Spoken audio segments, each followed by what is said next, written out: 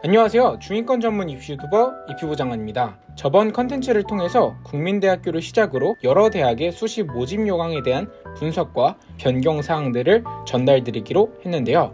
잠시 복습을 해보면 국민대학교는 수시의 전체적인 방향성이 교과 전형에서 보다 강화된 모습을 보여주고 있었죠.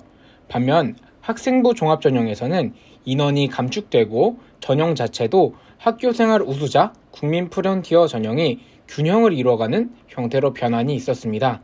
물론 반영 역량의 비율 또한 변경됐죠. 자, 그러면 오늘은 국민대학교의 영원한 라이벌 숭실대학교에서는 어떤 변화가 있었는지 함께 보도록 하겠습니다. 영상을 끝까지 보시면 이번에 숭실대학교에서 학생부 종합전형의 답지를 공개를 했는데요. 그것 또한 같이 보도록 할 테니 국민대 영상을 중간에 끄셨던 분이 계시면 숭실대는 끝까지 보시길 추천드리겠습니다.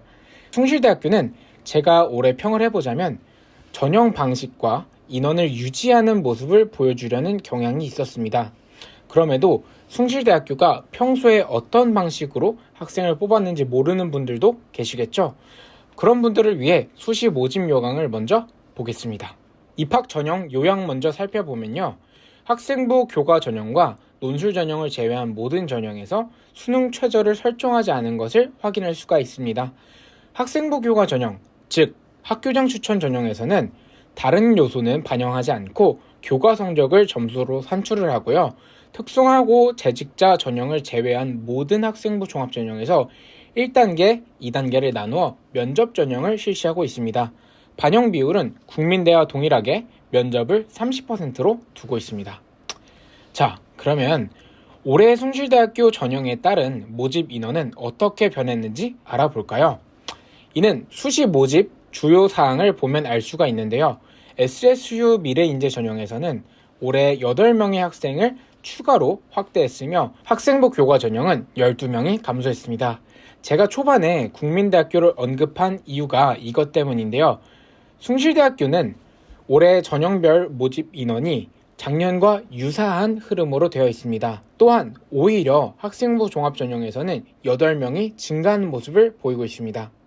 사실 엄청난 증가를 보인 것은 아니지만 전체적으로 봤을 때 흐름 자체가 국민대학교와 전혀 다르다는 것을 확인할 수 있죠. 그러면 저는 이런 식의 접근도 해볼 수 있을 것 같아요. 예를 들어서 국민대학교와 숭실대학교를 고민하는 과정에서 전형만으로 판단을 해야 한다는 전제를 했을 때 전통적인 학생부 종합전형의 서류 플러스 면접 형태가 나에게 더 적합하다는 생각이 든다면 숭실대학교를 선택하는 거죠. 왜냐면 인원이 국민대학교에 비해 훨씬 많이 선발하고 있고 추세 자체도 결코 이 전통적인 방식을 줄이고자 하는 느낌이 들지 않아요. 그렇다는 것은 적어도 입학처에서 이 전형에 대해 상당히 신뢰도 높은 전형으로 인식하고 있다는 거겠죠. 그러면 비교적 인재상 자체도 변화되지 않을 가능성이 높고 이 선호하는 학생이라는 범주는 과거 합격자들의 스펙이나 이미지를 아주 조금만 찾아봐도 쉽게 확인할 수 있는 부분일 것입니다. 반면 면접에 자신이 없고 좀 국민대가 추구하려는 방향과 일치한다는 생각이 들면 국민대학교를 선정하는 방식으로 시나리오를 짤 것 같습니다. 즉 지금까지 국민대와 숭실대는 대략적으로 수준을 봤을 때는 비슷한 학생들이 합격을 했어요. 그렇다면 올해부터는 어차피 유사한 수준을 비교해가면서 여기 대학이 작년에 몇 등급 더 낮았으니까 여기 지원해 볼래 보다는 이렇게 경향을 판단 기준으로 삼는 게 더 좋은 기준이 될 것이라는 생각을 합니다. 이것 외에는 사실 숭실대는 큰 변화는 없다고 보면 됩니다. 그러나 정보보호학과 신설이 있는데요. 이런 신설학과는 과거 데이터가 많이 없기에 꼭 가고 싶은 곳이 아니라면 유동적으로 생각해보면 좋습니다. 제 개인적인 생각은 채용 조건이나 기타 혜택이 너무나도 매력적이에 올해는 경쟁률이 상당히 좀 높지 않을까라는 생각이 드는데 과거에 이런 유사한 신설학과에서 이상하리만큼 흔히 구멍이라는 것이 나타나기도 했으니 상황을 지켜보면서 조커 카드라는 생각을 가지고 임하면 좋을 것 같습니다. 그러면 이 전통적인 SSU 미래인재 전형이나 학생부 교과 전형의 전형 방법을 간단하게 확인하고 숭실대 답지 한번 보겠습니다. 학생부 교과 전형을 먼저 보면 계열에 따라서 국수영사 혹은 국수영과 국수 영사과의 과목을 반영하고 학년별 가중치는 없는 것을 볼 수가 있습니다.